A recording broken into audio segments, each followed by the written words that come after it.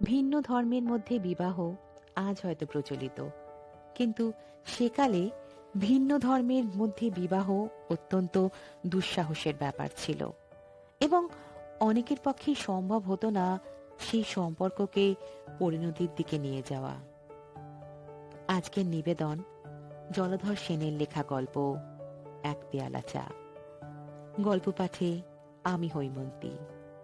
শুনতে থাকুন আজকের গল্প। বেশ ছিলাম আমি পাটনায়। বাবার কি ইচ্ছা হইল, তিনি বলিলেন, না, বিহারে আর থাকব না। পেনশন নিয়ে দেশে চলে যাব। আমি বলিলাম, একটু তদবির করলেই আপনি আর 1 বৎসর এক্সটেনশন পেতে পারেন, আর এরই মধ্যে আমার এমএ এক্সামিনটাও হয়ে যায়। তারপর বিএল, সে কলকাতায় গিয়ে দেখা যাবে। বাবা বলিলেন, না না, আমার মন নিতান্তই উঠেছে।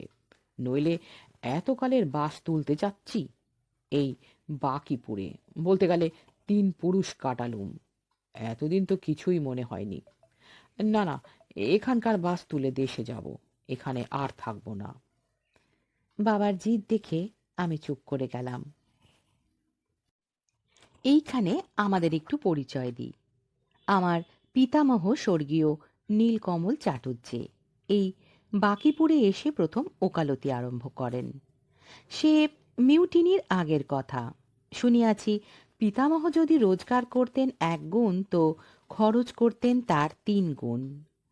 সে সময় নাকি বিহার অঞ্চলে বাঙালির মধ্যে অত বড় বাবু কেউ ছিল না, অত বড় খাইয়ে, অত বড় খাওয়াইয়ে কেউ ছিল না ওই অঞ্চলে।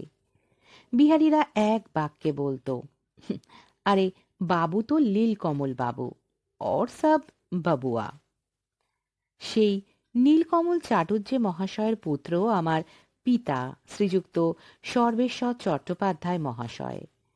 দাদামশায়ের নাকি ভারী ইচ্ছা ছিল যে বাবাকে উকিল করেন, কিন্তু বাবা তাহাতে একেবারে গড়রাজি। বাবা উর্দু, সংস্কৃত ও ইংরেজি ভাষায় খুব লায়েক ছিলেন। সত্য সত্যই তিনি উকিল হইলে যথেষ্ট অর্থ উপার্জন করিতে পারিতেন। দাদামশাই যখন দেখিলেন যে বাবার উকিল হইবার মোটেই ইচ্ছা নাই, তখন তিনি বাবাকে কালেক্টরের পেশকারী পদে নিযুক্ত করিয়া দিলেন। আর সেই বৎসরই উত্তরপাড়ায় বারুজ্যেদের বাড়ি বাবার বিবাহ দিলেন। সেই বিবাহে এত ঘটা করিয়াছিল যে উত্তরপাড়া ও পাটনা বাকিপুরের লোকজন ধন্য ধন্য করিয়াছিল।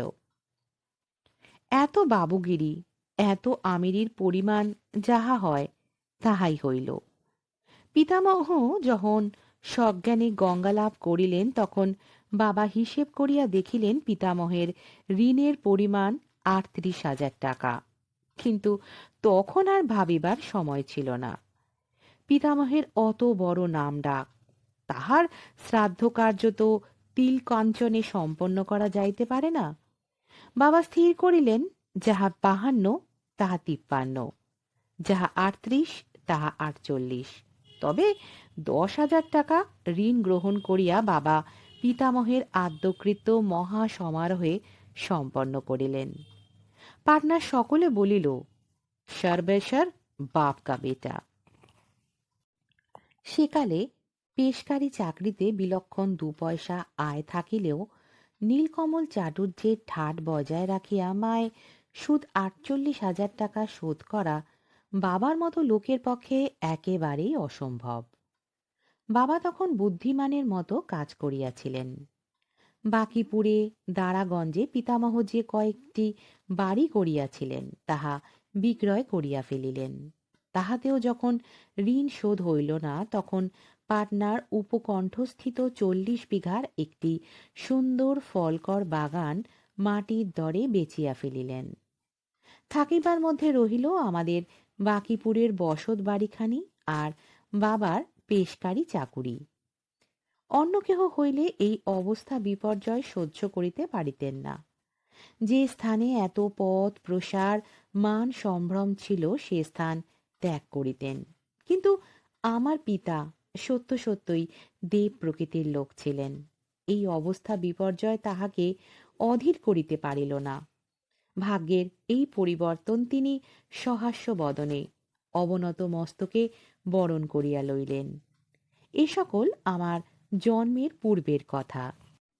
যে বৎসর আমার জন্ম হয়, বাবারও সেই বৎসর পদোন্নতি হয়। তিনি পাটনার কালেক্টরির নায়েব নাজির নিযুক্ত হন। সেই সময় হইতে বাবার কিঞ্চিত অধিক অর্থাগম হইতে থাকে, কিন্তু তাহাতে তাহার চাল বদলায় নাই।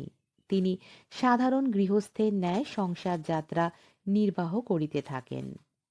আমি বাবার একমাত্র সন্তান, পিতা মাতা স্নেহের আদরের অপ্রতিদ্বন্দ্বী অধিকারী। পাটনা কলেজের স্কুলে আমার পাঠ আরম্ভ হয়। সেখান হইতেই আমি প্রবেশিকা পরীক্ষায় বিশেষ সম্মানের সহিত উত্তীর্ণ হই। তখন আমাকে কলকাতা প্রেসিডেন্সি কলেজে পাঠাইবার জন্য অনেকে পিতাকে অনুরোধ করেন, কিন্তু বংশের দুলাল, আদরের গোপাল, একমাত্র পুত্রকে বিদেশে পাঠাইতে পিতামাতার মন সরিল না। আমি পাটনা কলেজেই প্রবিষ্ট হইলাম। সেই সময় আমার বিবাহের যে কত সম্বন্ধ আসিয়াছিল তাহা বলিতে পারি না, কিন্তু বাবা সে সকল প্রস্তাবে কর্ণপাত করেন নাই। কেন করেন নাই তাহা তাহার একদিনের একটি কথায় আমি বুঝিতে পারিয়াছিলাম। তিনি একদিন মাতা ঠাকুরানীকে বলিতেছিলেন, দেখো গিন্নি, ছেলের লেখাপড়া শেষ না হইলে বিবাহ দিব না বলিয়া যে কথা বলি, তাহা সত্যি সত্যি আমার মনের কথা নয়। আসল কথা কি জানো গিন্নি? নীলকমল চাটুর্যের পৌত্রের বিবাহ এই বাকিপুরে থেকে দেওয়া আমার পক্ষে অসম্ভব। সেই দিনই বুঝিয়াছিলাম সেই প্রশান্ত গম্ভীর হৃদয়ের মধ্যে অতীত গৌরবের, অতীত ঐশ্বর্যের কি জ্বালাময়ী স্মৃতি ওই ব্রাহ্মণ সন্তান নীরবে পোষণ করিতেছেন। আমি কি কোনোদিনও তাহার এই হৃদয়ের জ্বালা দূর করিতে পারিব? কোনোদিনও কি স্বর্গীয় নীলকমল চাটুর্যের উপযুক্ত পৌত্র বলিয়া আমি পরিচয় দিতে পারিব? আমি যথাসময়ে এলে ও বিএ পরীক্ষায় বিশেষ সম্মানের সহিত উত্তীর্ণ হইলাম। বিএ পরীক্ষার ফল বাহির হইবার পর পিতা ঠাকুর রাজকার্য হইতে অবসর গ্রহণ করিয়া দেশে যাইবার জন্য প্রস্তুত হইলেন। আর 1 বৎসর থাকিবার জন্য আমি অনুরোধ করিলাম। তিনি স্বীকৃত হইলেন না। 2 পুরুষের প্রতিষ্ঠিত গৃহস্থালী তুলিয়া আনিতে, বিহারের সহিত সম্বন্ধ লোপ করিতে একেবারে কৃতসংকল্প হইলেন। উকিল হইয়া বাকিপুরে বসিলে অতি অল্প আয়াসে অল্প দিনেই আমার পসার হইতে পারিবে, এ কথাও তিনি ভাবিলেন না। আমাদের পূর্ব নিবাস 24 পরগনার অন্তর্গত পানিহাটিতে। সেখানে আমাদের একটি ছোট দ্বিতল কোঠা বাড়ি ছিল। বহুদিন অযত্নে পড়িয়া থাকায় বাড়িখানি বাসের অযোগ্য হইয়াছিল। বাবা তাহার এক জ্ঞাতি ভ্রাতাকে বাড়িখানিকে বাসোপযোগী করিবার ভার প্রদান করিলেন। বাড়িখানির সংস্কার সাধিত হইল। খিড়কির পুষ্করিণীর পঙ্কোদ্ধার করা হইল। জঙ্গল পরিষ্কার করা হইল। বাড়ির চারি পার্শ্বে নতুন প্রাচীর নির্মিত হইল। এই কার্যে বাবার প্রায় 3000 টাকার উপর ব্যয় হইয়া গেল। ইতিমধ্যে তাহার পেনশন মঞ্জুর হইয়া আসিল। আমার স্বনির্বন্ধ অনুরোধে বাকিপুরের বাড়িখানি বিক্রয় না করিয়া এক ভদ্রলোককে ভাড়া দেওয়া হইল। প্রায় 70 বৎসর পরে বাকিপুরের নীলকমল চাটুর্যের নাম বিহার প্রদেশে বিসর্জন দিয়া আমার পিতা শ্রীযুক্ত সর্বেশ্বর চট্টোপাধ্যায় মহাশয় তাহার একমাত্র পুত্র আমি শ্রী গোপেশ্বর চট্টোপাধ্যায় বিএকে সঙ্গে লইয়া পানিহাটিতে ফিরিয়া আসিলেন। আমি প্রেসিডেন্সি কলেজে ইংরেজি সাহিত্যে এমএ পরীক্ষা দিবার জন্য প্রবিষ্ট হইলাম।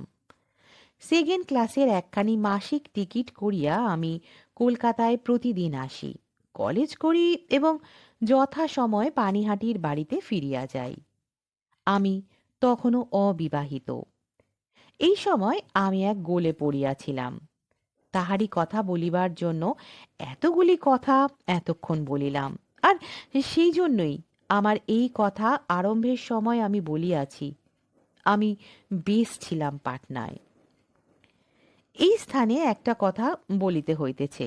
কথাটা নিজের মুখে বলা ভালো শোনা যায় না, কিন্তু বর্তমান ক্ষেত্রে যখন কথাটা শুনাইবার জন্য অন্য কেহ উপস্থিত নাই, তখন বাধ্য হইয়া আমাকে বলিতে হইতেছে। সকলেই বলিয়া থাকে এবং আমিও বুঝি যে আমি সুপুরুষ।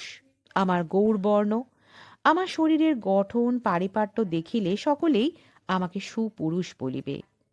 তাহার পর আমি পিতা মাতার একমাত্র সন্তান। তাহাদের আদর যত্ন স্নেহ ভালোবাসা সকলেরই একমাত্র অধিকারী। পিতামহের তুলনায় পিতার অবস্থা অত্যন্ত মন্দ হইলেও অপরের অবস্থার তুলনায় আমার পিতাকে সম্পন্নই বলিতে হয়।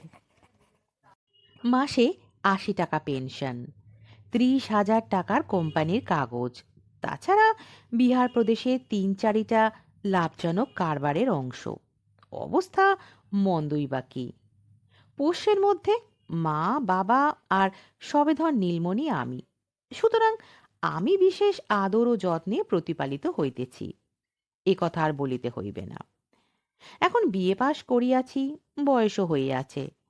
ভগবান যদি কৃপা করেন তাহা হইলে আর ২-৪ দিন পরে আমি ১০ জনের একজনও হইব। কিন্তু বলিতে লজ্জা করে, আমি এখনো আমার মায়ের কাছে খোকাই আছি। তিনি এখনো আমাকে খোকা বলিয়াই ডাকেন এবং আমার সহিত খোকার ন্যায়ই ব্যবহার করেন। এখনো অনেক সময় ভালো করিয়া আহার না করিলে তিনি নিজেই ভাত মাখিতে বসিয়া যান, আমার মুখে গ্রাস তুলিয়া দিতে উদ্যত হন। তিনি গোছাইয়া না দিলে আমার ভালো করিয়া কাপড় চোপড় পরা হয় না। তিনি তৈল মাখাইয়া না দিলে আমি মাথায় একটু তৈল দিয়াই স্নান করিতে নামিয়া পড়ি। ক্ষুধার উদ্রেক হইলে এখনো খোকার মতো নাকে কাঁদিবার উপক্রম করি। এখনো রাত্রিতে শয়ন করিলে মা যদি আমার বিছানায় বসিয়া গায়ে হাত না বুলান, তাহা হইলে আমার নিদ্রা হয় না। আর কত বলিব? যাহা বলিলাম তাহা হইতেই সকলে বুঝিবেন যে আমি সত্য সত্যই বাপ মায়ের আদরের খোকা। এই অবস্থায় দেশে আসিলাম। পানিহাটির বাটিতে থাকি। সেকেন্ড ক্লাস ডেইলি প্যাসেঞ্জার হইয়া কলকাতায় আসি। এম.এ ক্লাসে হাজিরা দিই। তাহার পর সহোদ্ধায়ীদিগের মধ্যে যাহাদের সহিত একটু অধিক ঘনিষ্ঠতা হইয়াছে, কখনো তাহাদের বাড়ি যাই, কখনো বা দল বাঁধিয়া শিবপুরের বাগান, আলিপুরের বাগান, মিউজিয়াম দেখিয়া বেড়াই। কখনো বা অরিজিনাল প্রবন্ধাদি লিখিবার জন্য ইম্পেরিয়াল লাইব্রেরির পুরাতন পুস্তকাদি পাঠ করিয়া নোট সংগ্রহ করি। সহপাঠীদিগের মধ্যে যাহাদের সহিত আমার ঘনিষ্ঠতা জন্মিয়াছিল তাহাদের মধ্যে যোগেন্দ্রই প্রধান। যোগেন্দ্রের পুরা নাম মিস্টার ড্যানিয়েল যোগেন্দ্রনাথ ভট্টাচার্য। ইনি স্বকৃত ভঙ্গ নহেন, দু পুরুষে খ্রিস্টান। যোগেন্দ্রকে দেখিলে কেহ খ্রিস্টান বলিয়া বুঝিতে পারে না।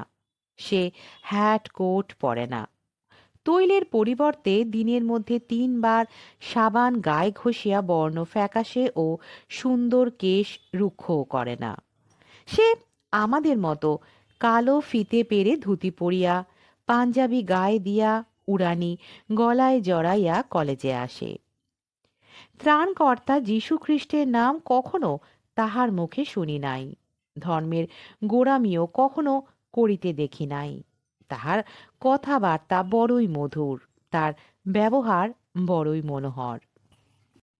ইংরেজি ভাষায় অধিকারও তাহার অনন্য সাধারণ। এজন্য খ্রিস্টান হইলেও তাহার সহিত আমার বিশেষ বন্ধুত্ব জন্মিয়াছিল। এতকাল পাটনায় ছিলাম, সেখানে আমরা যে কজন বাঙালি ছাত্র ছিলাম, বলিতে গেলে তাহারা সকলেই আপনা আপনির মধ্যে। সেখানে আমার বন্ধু ছিল হরিহর প্রসাদ, প্রয়াগ নারায়ণ, রামসহায় প্রভৃতি। বাল্যকাল হইতে বিহারীদিগের সহিত মিশিয়া আমি প্রায় সম্পূর্ণ বিহারী ভাবাপন্ন হইয়াছিলাম। তাই কলকাতায় আসিয়া প্রথম প্রথম বাঙালি ছাত্রদিগের সহিত মিশিতে পারিতাম না। সেই সময় যোগেন্দ্রই প্রথম আমার সহিত যাচিয়া আলাপ করে। অল্পদিনের মধ্যেই সেই আলাপ বন্ধুত্বে পরিণত হয়। কলকাতায় আসিয়া কলেজের ছুটি হইলে প্রথম কতক দিন এখানে সেখানে টোটো করিয়া বেড়াইতাম। তাহার পর আর অমন করিয়া বেড়ানো ভালো লাগিল না। অথচ বেলা আড়াইটে ট্রেনে পানিহাটির জঙ্গলের মধ্যে যাইতেও ইচ্ছা করিত না। এই অবস্থায় একটা আড্ডার প্রয়োজন হইল। বলা বাহুল্য যে যোগেন্দ্রই আমার আড্ডাধারী হইল। কলেজ হইতে বাহির হইয়া তাহাদের বাড়িতেই অপরাহ্ন ৫টা পর্যন্ত কাটাইতাম। তাহার পর বাড়ি চলিয়া যাইতাম। যাতায়াতেই ঘনিষ্ঠতা বৃদ্ধি হয়। ২-৪ দিন যোগেন্দ্রের পরিবার ঘরে আমরা দুইজনই বসিয়া গল্প গুজব ও পড়াশোনার আলোচনা করিতাম। তাহার পর ক্রমে যোগেন্দ্রের মাতাও সেখানে আসিয়া বসিতে লাগিলেন। তিনি শিক্ষিতা মহিলা। তিনি আমাদের কথাবার্তায় বেশ যোগ দিতে আরম্ভ করিলেন। আমার প্রথম ২-১ দিন একটু বাদো বাদো ঠেকিল, কিন্তু যোগেন্দ্রের মাতার ব্যবহারে ক্রমে আমার সংকোচ দূর হইতে লাগিল। এমন সময় একদিন বেলা ৩টার সময় যোগেন্দ্রের সহিত তাহাদের বাড়ি যাইয়া দেখি, তাহার পরিবার ঘরে তাহার মাতার পার্শ্বে একটি পরমা সুন্দরী যুবতী বসিয়া আছেন। যোগেন্দ্র ঘরের মধ্যে প্রবেশ করিয়াই সহাস্য বদনে বলিল, আরে, সুরজে, খবর বার্তা নেই, তুমি কখন এলে? যুবতী বলিল, কেন, বাবাকে তো আমি চিঠি লিখেছিলাম আজ দার্জিলিং মেলে আসব। যোগেন্দ্র বলিল, কই, তা তো শুনিনি। এই বলিয়াই সে চাহিয়া দেখিল আমি বারান্দায় দাঁড়াইয়া আছি। আমি ঘরের মধ্যে প্রবেশ করি নাই। তখন সে তাড়াতাড়ি বাহিরে আসিয়া বলিল, বেশ, ওকে দেখে তুমি বুঝি ঘরে ঢুকছো না? ও যে আমার বোন সুরবালা। এসো, তোমাদের পরিচিত করে দিই। এই বলিয়া যোগেন্দ্র আমাকে ঘরের মধ্যে লইয়া গেল। একজন অপরিচিত যুবককে দেখিয়া যুবতী উঠিয়া দাঁড়াইলেন। তখন যোগেন্দ্র তাহার ভগিনীর দিকে চাহিয়া বলিল, ইনি আমার বন্ধু, ক্লাস ফেলো, মিস্টার গোপেশ্বর চ্যাটার্জি। আবার আমার দিকে চাহিয়া বলিল, ইনি আমার ভগিনী, মিস সুরবালা ভট্টাচার্য। মিস ভট্টাচার্য তখন আমাকে নমস্কার করিলেন।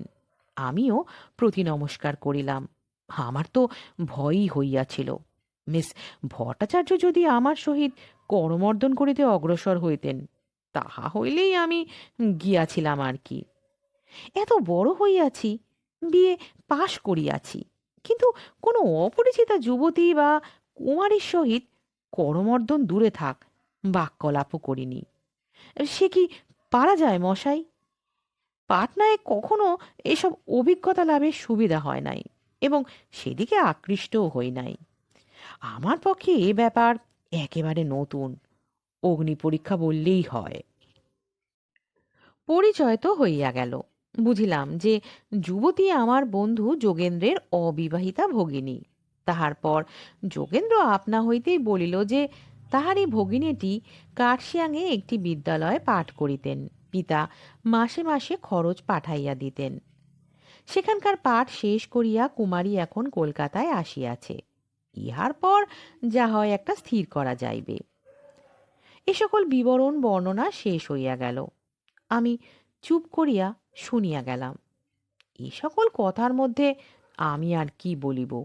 কিন্তু যোগেন্দ্র যখন চুপ করিল, তখন কে কথা আরম্ভ করিবে তাহা লইয়াই গোল হইল।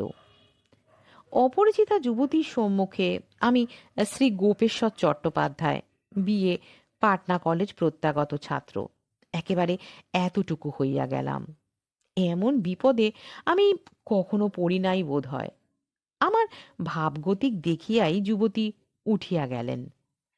আমারও দেহে প্রাণ আসিল। আমি একটু নড়িয়া চড়িয়া বসিলাম। সেদিন আর অধিকক্ষণ যোগেন্দ্রদিগের বাড়িতে থাকিলাম না। একটা ওজর করিয়া একটু সকাল সকালই সেখান হইতে বাহির হইলাম এবং শিয়ালদা স্টেশনে যাইয়া গাড়িতে বসিলাম। এখন আসল কথাটা বলি। যোগেন্দ্রের ভগিনীকে সেই অল্পক্ষণ দেখিয়াছিলাম।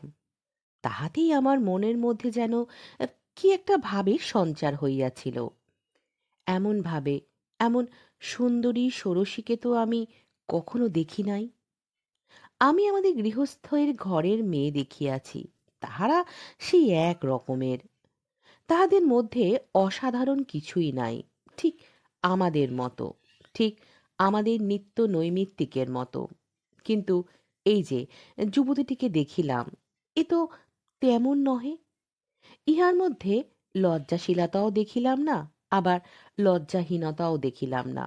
বেশ নরম সরম, মুখে যেন একটা জ্ঞানের প্রতিভা ফুটিয়া বাহির হইতেছে। চাল চলন বেশ সভ্যভব্য, বেশ পরিষ্কার পরিচ্ছন্ন, বেশ আদব কায়দা দোরস্ত। হাব ভাব কোনো রকম দেখিলাম না। মোট কথা, আমি একটা নতুন ভাব লইয়া সেদিন যোগেন্দ্রের বাড়ি হইতে বাহির হইলাম। রেলে আসিতে আসিতে কিন্তু অনেক ভাবিয়া চিন্তিয়া স্থির করিলাম, যোগেন্দ্রের বাড়িতে আর যাওয়া হইবে না। তাহারা খ্রিস্টান, তাহাদের অন্তঃপুর নাই। সেখানে গেলেই যোগেন্দ্রের ভগিনীর সহিত কথাবার্তা বলিতে হইবে। প্রথম দিন তাহাকে দেখিয়াই যে ভাবান্তর উপস্থিত হইয়াছে, ক্রমে যাতায়াতে তাহা কোন পথ অবলম্বন করিবে কে বলিতে পারে। কে যেন তখন আমার মধ্য হইতে বলিয়া উঠিল, সাবধান হওয়াই ভালো। আমি তখন সংকল্প করিলাম, আর ওদিকে যাইতেছি না। পরদিন যথাসময়ে কলেজে গেলাম। কলেজের পাঠ শেষ হইলে আমি যোগেন্দ্রের আগেই বাহির হইলাম। প্রেসিডেন্সি কলেজের গেটের সম্মুখে ফুটপাতে উপস্থিত হইলে আমার গতি সংযত হইল। মনে হইল, হঠাৎ এমনভাবে যোগেন্দ্রের সঙ্গ ত্যাগ করা, তাহার বাটিতে যাওয়া বন্ধ করা সঙ্গত নহে। সেখানে যাওয়া উচিত নহে তাহা তখনও মনে ছিল, কিন্তু এমনভাবে এতদিনের যাতায়াত হঠাৎ বন্ধ করা ভালো কাজ হইবে না বলিয়া আমার মনে হইল। সেই সময় যোগেন্দ্র আসিয়া গেটের নিকট উপস্থিত হইল। একবার ইচ্ছা হইল তাকে বলি যে বাড়িতে বিশেষ দরকার আছে, আজ আর তাহাদের বাড়ি যাইব না। কিন্তু কি জানি কেন কথাটা মুখে বাঁধিয়া গেল। যোগেন্দ্র বলিল, চলো হে, দাঁড়িয়ে কেন? আমি আর কিছুই বলিতে পারিলাম না। তাহার সহিত তাহাদের বাড়ি উপস্থিত হইলাম। বারান্দায় উঠিতেই যোগেন্দ্রের ভগিনী আসিয়া সহাস্য বদনে আমাকে নমস্কার করিয়া অভ্যর্থনা করিলেন এবং ঘরের মধ্যে যাইতে যাইতে বলিলেন, গোপীবাবু, কাল আমি চা তৈরি করতে উঠে গেলাম, একটু পরে এসে দেখি আপনি চলে গিয়েছেন। আজ কিন্তু চা না খেয়ে যেতে পারবেন না। সুরবালা এমনভাবে, এমন মিষ্ট স্বরে কথা কয়টি বলিলেও যে আমি হ্যাঁ কি না কিছুই বলিতে পারিলাম না। কিন্তু আমার মনের মধ্যে কেমন একটা গোলযোগ বাঁধিয়া উঠিল। আমি স্বর্গীয় নীলকমল চট্টোপাধ্যায়ের পৌত্র, শ্রীযুক্ত সর্বেশ্বর চট্টোপাধ্যায়ের পুত্র। পবিত্র ব্রাহ্মণ কুলে আমার জন্ম। আমি উচ্চ বংশোদ্ভূত কুলীন সন্তান। আমার গলায় যজ্ঞোপবীত। এখনো সন্ধ্যা না করিয়া জলগ্রহণ করি না। আমার পিতা মাতার স্বধর্মে কত নিষ্ঠা। আমি তাহাদের একমাত্র সন্তান। পুণ্যাম নরক হইতে তাহাদের আমি উদ্ধার করিব বলিয়া শাস্ত্রে নির্দিষ্ট রহিয়াছে। আর আমি কিনা খ্রিস্টানের বাড়ি চা খাইব? একবার মনে হইল কোনো একটা ওজর করিয়া তখনই প্রস্থান করি। কিন্তু পরক্ষণেই সুরবালার মুখের দিকে চাহিয়া সে কথা বলিতে পারিলাম না। সত্য সত্যই তখন আমার মধ্যে সুমতি ও কুমতির দ্বন্দ্ব বাঁধিয়া উঠিয়াছে। একদিকে সুমতি আমাকে ব্রাহ্মণ্যদেবের দোহাই দিয়া এই স্বেচ্ছাচার ও ম্লেচ্ছাচারের পথে অগ্রসর হইতে নিষেধ করিল। আর একদিকে কুমতি বলিতে লাগিল, এক পেয়ালা চায় দোষ কি? কত বড় বড় পণ্ডিত ব্রাহ্মণ বাবুর্চির হাতে চা খান, আর তুমি তো একটা ইংরেজি পড়া কলেজের ছেলে। আর এক কথা, সামান্য একটু চা খাইতে অস্বীকার করিলে সুরবালা মনে কষ্ট পাইবে। কুমতির এই শেষের যুক্তিটাই কি জানি কেন আমার কাছে সঙ্গত বলিয়া বোধ হইল। সত্যই তো, এক পেয়ালা চা বই তো নয়, তাতে আর দোষ কি? আমাকে নীরব থাকিতে দেখিয়া সুরবালা বলিলেন, গোপীবাবু, কি ভাবছেন? এ কথার উত্তরে সত্য কথা বলিতে পারিলাম না। আপনারা 10 জন আমাকে ক্ষমা করিবেন। খ্রিস্টানের তৈরি চা খাইতে আমার ব্রাহ্মণ্যদেব কুণ্ঠিত ও ক্ষুব্ধ হইয়াছিলেন, কিন্তু কপটাচরণ করিতে বা মিথ্যা বলিতে তিনি দ্বিধাবোধ করিলেন না। কারণ সময় অসময় ওরকম মনের ভাব গোপন করাটা এমনই অভ্যাস হইয়া গিয়াছে যে উহা দোষের বলিয়াই মনে হয় না। আমি অনায়াসে বলিলাম, না, কিছু ভাবছি না, আজকের রোদটা বড্ড লেগেছে। এই কথা শুনিয়া সুরবালা তাড়াতাড়ি উঠিয়া দাঁড়াইলেন। বলিলেন, রোদে পুড়ে মরবেন, তবু আপনারা কলেজের ছেলেরা ছাতা ব্যবহার করবেন না। আপনি একটু বসুন, আমি ওডিকোলন এনে আপনার মাথায় দিয়ে দিচ্ছি, এখনই মাথা ঠান্ডা হবে। এই বলিয়া তিনি কক্ষান্তরে চলিয়া গেলেন। এই দেখুন, আরেক বিপদ। মিথ্যে কথা বলা বড় সহজ ব্যাপার নয়। এই এখনই আমার মিথ্যা বাক্যের শাস্তি স্বরূপ আমার ঠান্ডা মাথায় খানিকটা ওডিকোলন বৃষ্টি হইবে। আরেকটি নিঃসম্পর্কীয়া যুবতী আমার শুশ্রূষায় নিযুক্ত হইবেন। কিন্তু উপায় নাই, মিথ্যা বাক্যের শাস্তি ভোগ করিতেই হইবে। একটু পরেই যুবতীর সেই সুকোমল হস্তে আমার মস্তকে ওডিকোলন বর্ষণ, সুভাষিত রুমাল দ্বারা আমার মস্তকে ব্যজন ইত্যাদি হইল। ইহাই আমার মিথ্যার শাস্তি। তাহার পর সুরবালা বলিলেন, চা তৈরি হয়েছে, আমি এখনই এনে দিচ্ছি। একটু চা খেলেই আপনার শরীর বেশ ঠিক হয়ে যাবে। 10 মিনিট পরেই চা আসিল। তখন ঘরের মধ্যে আমি, যোগেন্দ্র ও সুরবালা ব্যতীত আর কেহ ছিল না। সুরবালা এক পেয়ালা চা আমার হাতে দিলেন। তখন যোগেন্দ্র বলিয়া উঠিল, ভগবান করুন এই এক পেয়ালা চায়ের মধ্য দিয়া যেন 2টি হৃদয় একত্র বাঁধা পড়ে। সেই মুহূর্তে ঘরের মধ্যে যদি হঠাৎ একটা বোমা ফাটিত, তা হইলেও আমি এত ভীত হইতাম না। এ কি কথা! আমি তো এই বাড়িতে হৃদয় বাধা দিতে আসি নাই। আমাকে মা বাপের ক্রোড় হইতে কাড়িয়া লইবার জন্যই কি যোগেন্দ্র তাহার যুবতী ভগিনীকে বাড়িতে আনিয়াছে?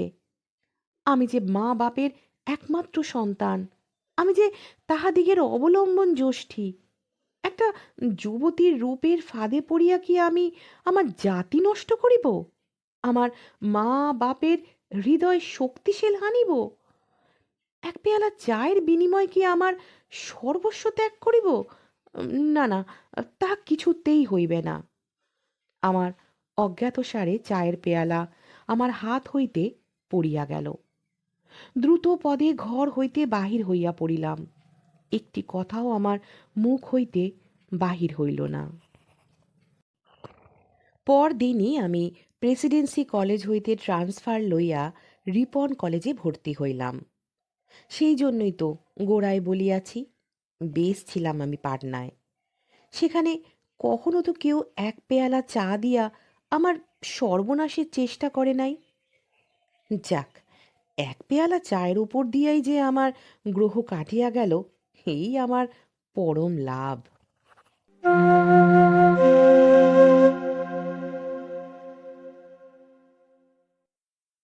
এতক্ষণ শুনছিলেন আজকের গল্প এক পেয়ালা চা। গল্প কেমন লাগলো অবশ্যই জানাবেন কমেন্ট বক্সে। আর যদি গল্প পাঠ ভালো লেগে থাকে তাহলে গল্পটিকে লাইক করবেন, আপনাদের আত্মীয় পরিজন বন্ধু বান্ধবের সাথে শেয়ার করবেন এবং আরও বিভিন্ন ধরনের লেখকের গল্প শোনার জন্য আমার এই চ্যানেলটিকে সাবস্ক্রাইব করতে পারেন। আজকের মতো এখানেই বিদায় নিচ্ছি। হাজির হব আবারও একটি নতুন গল্পের সাথে। সুস্থ থাকবেন, ভালো থাকবেন।